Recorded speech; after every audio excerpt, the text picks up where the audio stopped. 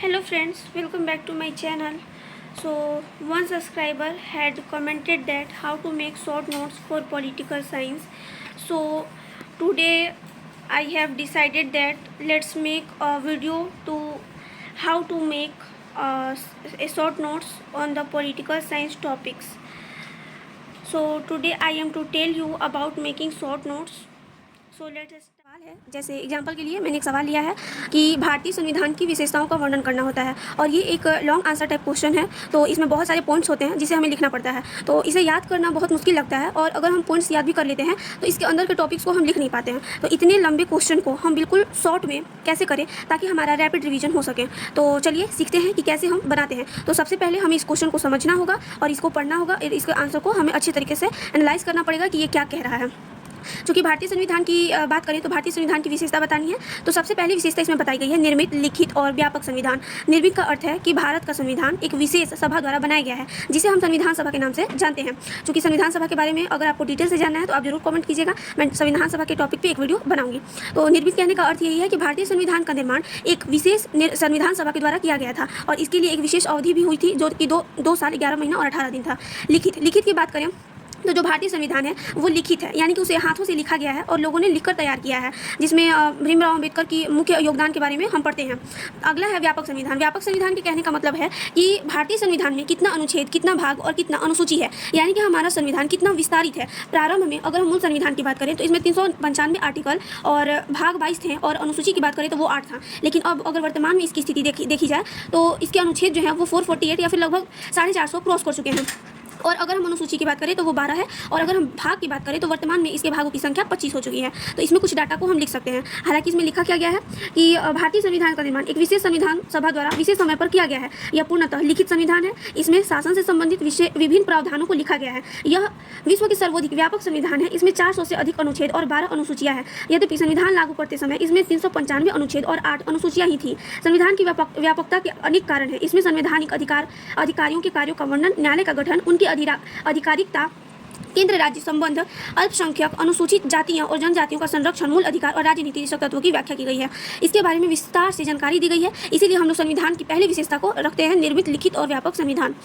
Second point है लोकप्रिय संप्रभुता पर आधारित संविधान। तो सबसे पहले हम समझते हैं कि संप्रभुता मतलब होता क्या है। संप्रभुता मतलब होता है कि जब कोई व्यक्ति खुद से अपना डिसीजन खुद ले सकता है, इसका उसे पूरी तरीका से अधिकार होता है, पावर होता है, तो इसे हम बोलते हैं संप्रभुता।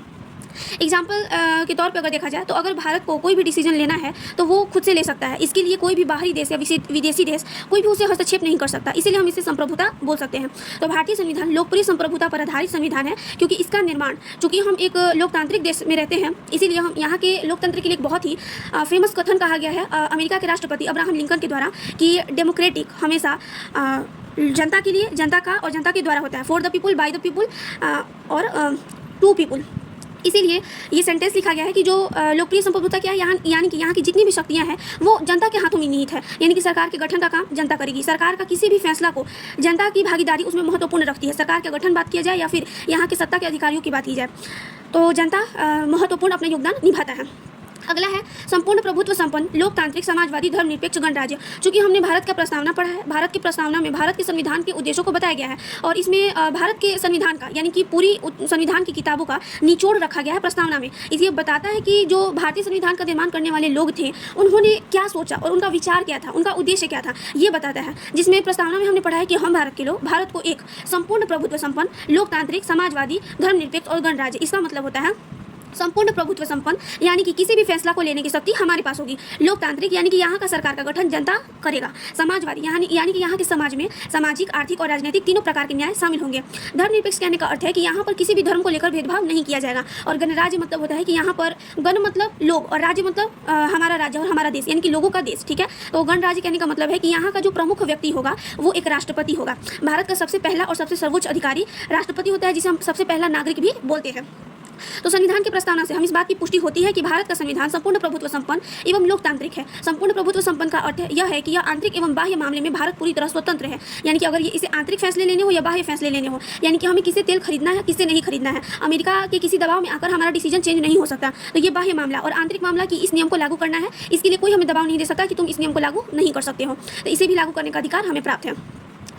भारत पूरी तरह स्वतंत्र है, किसी अन्य सत्ता का इस पर कोई प्रभाव नहीं पड़ेगा। लोकतंत्र से आशा है कि भारत में राज्य सत्ता जनता द्वारा जनता में निहित होगी। जनता अपनी इच्छा के अनुसार किसी भी सरकार का गठन कर सकती है।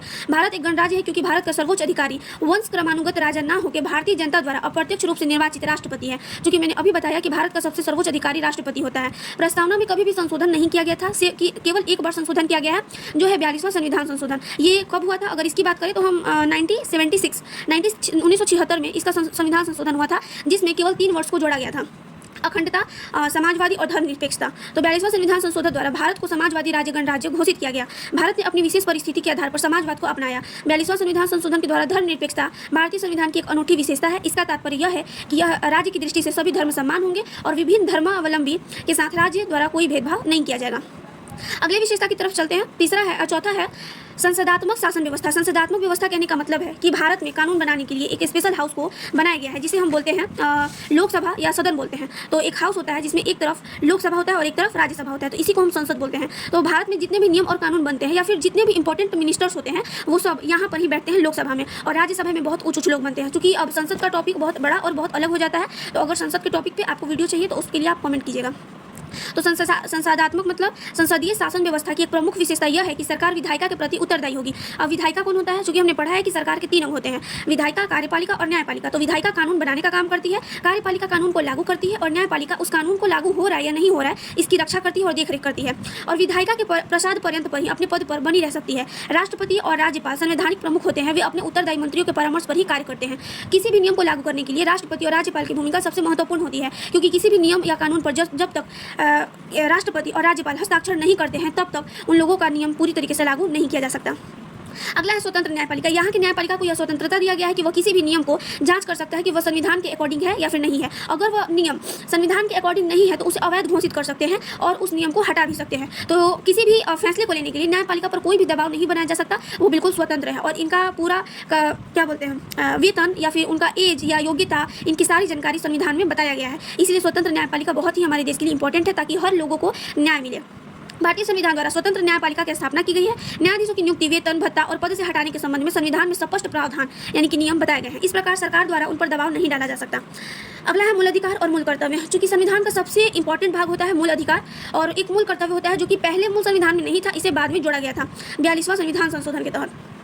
अगर हम मूल अधिकार की बात करें तो मूल अधिकार वादी योग्य होता है। अगर मूल अधिकार कोई व्यक्ति हमसे छीन लेता है तो सर्वोच्च न्यायालय में जाके और हम केस कर सकते हैं या सर्वोच्च न्यायालय के पास जाके और हम अपना न्याय मांग सकते हैं। तो मौलिक अधिकार वादी योग्य होता है, इसके लिए हम सरकार से अपना जवाब मांग सकते हैं। लेकिन जो मूल कर्तव्य होते हैं वो एक नागरिकता होने के नाते आप लोग को मूल कर्तव्य करने चाहिए, जैसे कि राष्ट्रीय झंडा का सम्मान करना, राष्ट्रीय गीतों का सम्मान करना, हमारे समाज में महिला और पुरुषों के बीच में भाईचारा बना के रखना, किसी भी प्रकार का भेदभाव नहीं करना। तो जितने भी 11 मूल कर्तव्य होते हैं वो एक अलग टॉपिक हो जाता है, उनका मूल अधिकार का भी एक अलग टॉपिक हो जाता है। चूँकि भारतीय संविधान की विशेषता कह रहा है तो हम इसमें उसका पूरा निचोड़ पढ़ते हैं।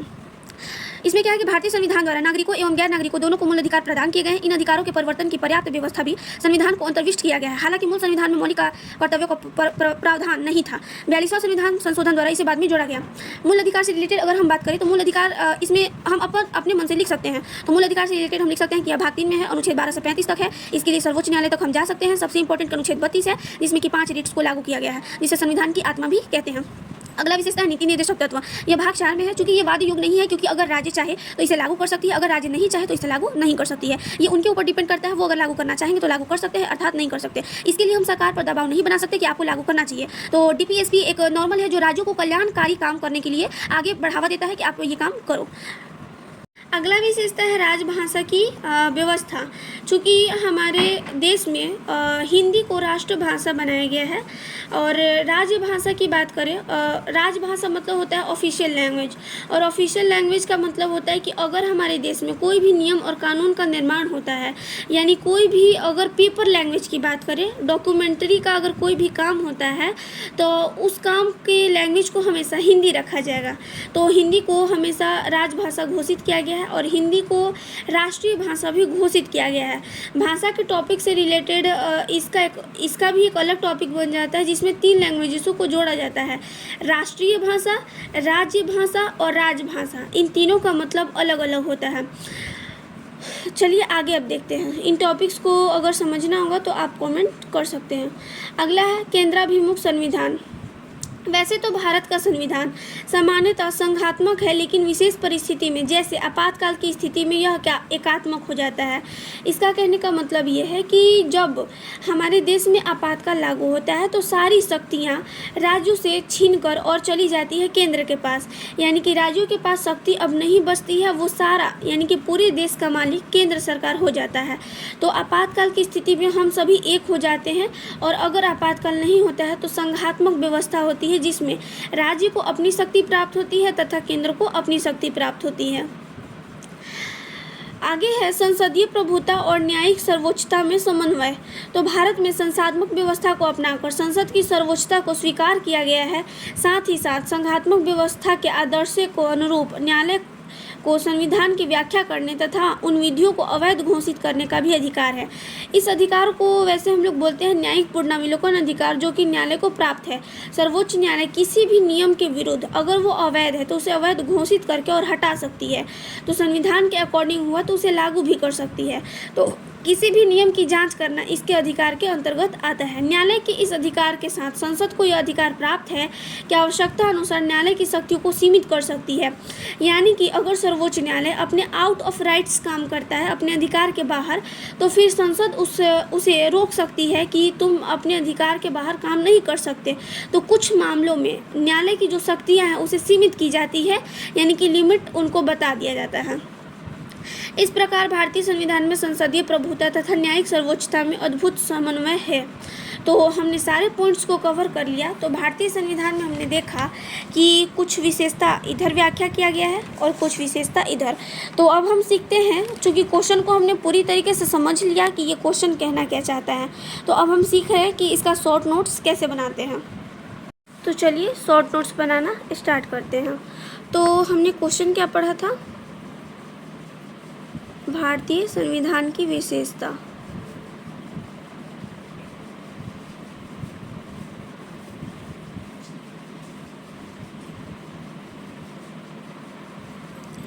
हम लोग का सवाल यही था, भारतीय संविधान की विशेषता। ठीक है, तो सबसे पहले शॉर्ट नोट्स बनाने के लिए जो मेन पॉइंट्स होते हैं उसको हम साइड में बड़े बड़े अक्षरों में लिख लेंगे। तो लिखेंगे भारतीय संविधान की विशेषता। ओके, अब हम इसमें आगे स्टार्ट करते हैं बनाना। जैसे पहला हमने विशेषता पढ़ा था निर्मित, लिखित और व्यापक संविधान। तो इसके लिए हम लिख सकते हैं निर्मित, लिखित और व्यापक संविधान। हमारा फर्स्ट पॉइंट ये था, तो हमने लिख लिया निर्मित, लिखित और व्यापक संविधान। तो इसके अंदर हमने निर्मित, लिखित और व्यापक के बारे में पूरा जानकारी पढ़ा था। अगर आपको इस पॉइंट्स में कोई डाउट है तो उसे भी आप छोटे छोटे वर्ड्स में लिखकर जोड़ सकते हैं, जहाँ पॉइंट में आपको दिक्कत होगा वहाँ पे। तो मेरे ख्याल से मुझे तो इसमें कोई पॉइंट्स में दिक्कत नहीं है, तो मैं इसमें आगे कुछ नहीं जोड़ने वाली हूँ। सेकंड है लोकप्रिय संप्रभुता पर आधारित संविधान। तो सेकंड पॉइंट लिखेंगे लोकप्रिय संप्रभुता पर आधारित संविधान। लोकप्रिय संप्रभुता पर आधारित संविधान में हमने पढ़ा था कि जो जनता का गठन होता है वो सरकार के द्वारा होता है, सरकार का जो गठन होता है वो जनता के द्वारा होता है। तो इसमें हमने इस पॉइंट में भी हमें कुछ खास दिक्कत नहीं है, भारत जो है वो अपना फैसला स्वयं ले सकता है। तो दूसरा पॉइंट भी क्लियर है, इसमें हम बहुत कुछ लिख सकते हैं। अगला है भारतीय संविधान की प्रस्तावना से लिया गया था। तो तीसरे पॉइंट को हम जोड़ सकते हैं संपूर्ण। तो मैंने ये सारे पॉइंट्स एक साथ ही लिख लिए हैं। तो सबसे पहला पॉइंट था निर्मित, लिखित और व्यापक संविधान। दूसरा लोकप्रिय संप्रभुता पर आधारित संविधान। तीसरा, संसदात्मक व्यवस्था, स्वतंत्र न्यायपालिका, मौलिक अधिकार, मूल कर्तव्य, राज्य नीतिनिदेशक तत्व और राजभाषा की व्यवस्था। चूँकि कोई भी अगर लॉन्ग आंसर टाइप क्वेश्चन होता है तो उसमें 5 पॉइंट्स काफ़ी होते हैं, फिर भी हमने बहुत सारे इसमें पॉइंट्स लिख लिए हैं। आप इसमें से जिसको भी आप आसान मानते हैं उस पॉइंट्स को आप लिख सकते हैं। तो ये बहुत ईजी है पॉइंट्स बनाना। अगर इसमें भी आपको कोई डाउट्स होता है तो इसमें हम पॉइंट्स को जोड़ सकते हैं। जैसे एग्जांपल मान लो कि ये संसदात्मक मुझे समझ नहीं आया, तो इसमें हम जोड़ सकते हैं लोकसभा और राज्यसभा के बारे में बताया गया है, तो लिख सकते हैं लोकसभा और राज्यसभा के बारे में। स्वतंत्र न्यायपालिका, इसको अधिकार दिया गया है कि किसी भी फैसले को अवैध और वैध घोषित करना, तो इसमें हम लिख सकते हैं कि वैध एंड अवैध। मान लो अगर डिस्टर्बेंस है तो। राजभाषा में हमने देखा था कि हिंदी को राजभाषा बनाया गया है, ऑफिशियल लैंग्वेज। तो ये सारे टॉपिक्स जो हैं वो अलग अलग बहुत बड़े बड़े टॉपिक हैं।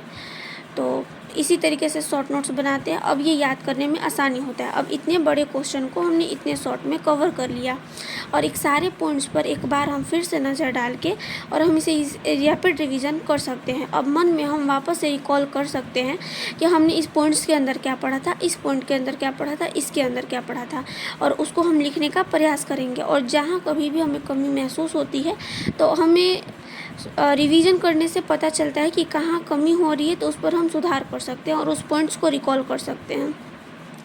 तो इस तरीके से शॉर्ट नोट्स बनाया जाता है। ठीक है, अगर आपको अच्छा लगा हो तो वीडियो को लाइक करें, हमारे चैनल को सब्सक्राइब करें। Okay, bye bye, thanks for watching. तो ये है मेरे क्लास 12th के नोट्स कुछ, जिसमें मैंने कि क्वेश्चन बैंक से जितने भी सवाल थे उसका मैंने शॉर्ट नोट्स बनाया था। तो बहुत सारे मैंने बना रखे हैं इसमें, जैसे संविधान से रिलेटेड जितने भी टॉपिक्स थे उन सभी टॉपिक्स को मैंने इसमें कवर कर रखा है, सबको एक साथ। इस तरीके से शॉर्ट नोट्स बना के हमें याद करने में आसानी होती है। ठीक है, तो अगर आपको ये सारे शॉर्ट नोट्स के PDF चाहिए या फिर कैसे बनाते हैं तो आप मुझे कमेंट करना, क्योंकि ये पूरा कॉपी पॉलिटिकल साइंस का ही है और इसमें सारे इम्पोर्टेंट टॉपिक्स को मैंने लिखा है और कवर किया है।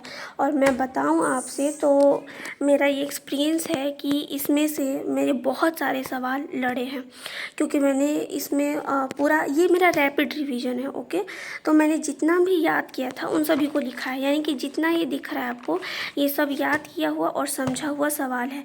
तो मैं आप लोग से उम्मीद करती हूँ कि आप लोग इस वीडियो को समझोगे कि शॉर्ट नोट्स कैसे बनाते हैं। शॉर्ट नोट से हमें बहुत सारे फ़ायदे होते हैं, जैसे हम बहुत बड़ी बड़ी चीज़ों को एक साथ आसानी से एनालाइज कर सकते हैं कि हमें किस तरीके से पढ़ना चाहिए। और जब हम अपने खुद से हम जब शॉर्ट नोट्स बनाएंगे तब हमें कुछ ज़्यादा जानकारी प्राप्त होती है।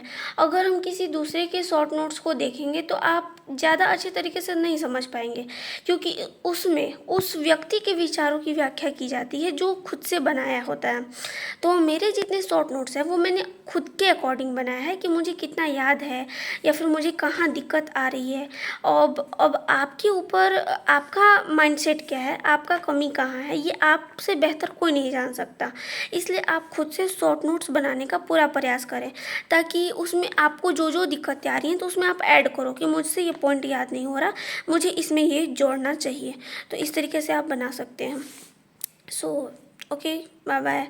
अगर आपको किसी भी पॉलिटिकल साइंस का किसी भी टॉपिक पे अगर समझने में दिक्कत होता है तो आप मुझे कमेंट करना, मैं उस टॉपिक पर वीडियो बना के और वापस से डालने का पूरा प्रयास करूँगी।